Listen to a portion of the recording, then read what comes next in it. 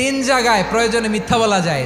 এক নাম্বার, আপনার ওয়াইফকে খুশি করার জন্য, সে একটু এরকম না বলে একটু কৌশল করে বললে খুশি হবে, ওটা বলা যায়। দুই নাম্বার, জীবন মরণের ব্যাপার, যান বাঁচানোর জন্য একটু কৌশল করে ঘুরিয়ে বললেন, এটা জায়েজ। তিন নাম্বার, দুইজন ঝগড়া লাগছে তাদেরকে মিলিয়ে দেওয়ার জন্য কৌশল করে একটু মিথ্যা বলা, ঘুরিয়ে বলা যায়। দুইজনের মধ্যে দেখলেন যে সম্পর্ক খারাপ, একজনরে বললেন, ভাই সে তো ওই দিন আপনার ব্যাপারে অনেক প্রশংসা। কি আমার ব্যাপারে প্রশংসা? কি বললো? এই বললো আপনি নাকি এই করছেন ওই করছেন, অনেক প্রশংসা। লোকটার মন খুশি হয়ে যাবে তার ব্যাপারে, ঠিক কিনা? আবার তার সাথে যার ঝগড়া, ওরে যে বলুন, ভাই ওই দিন তো সে আপনার অনেক অ্যাপ্রিসিয়েশন করলো, অনেক, সে তো অবাক, কি রে বলে কি? এই যে দুইজনের ব্যাপারে দুইজনের একটু ভালো ভালো কথা বলে দিচ্ছেন, একদিন দেখবেন রাস্তা দিয়ে হাঁটার সময় একে অপরকে সালাম দিয়ে ফেলছে, সালাম দিয়ে বুকে জড়ায় ধরছে, আছে না নাই? আবার মিলমিশ হয়ে গেছে। কিন্তু আমাদের স্বভাব হইলো, দুই প্রতিবেশী যদি একসাথে বসে একসাথে হাঁটে, দূর থেকে দেখলে আমাদের জ্বলে, আছে না নাই? ঘটনা কি? এই দুইটার মধ্যে এত মিল কে? এই দুইটার মধ্যে গিরিঙ্গি লাগানো যায় কিভাবে? আল্লাহর কাছে তওবা করেন, এই মানসিকতার যেন আমরা না হয়, আমরা মিলিয়ে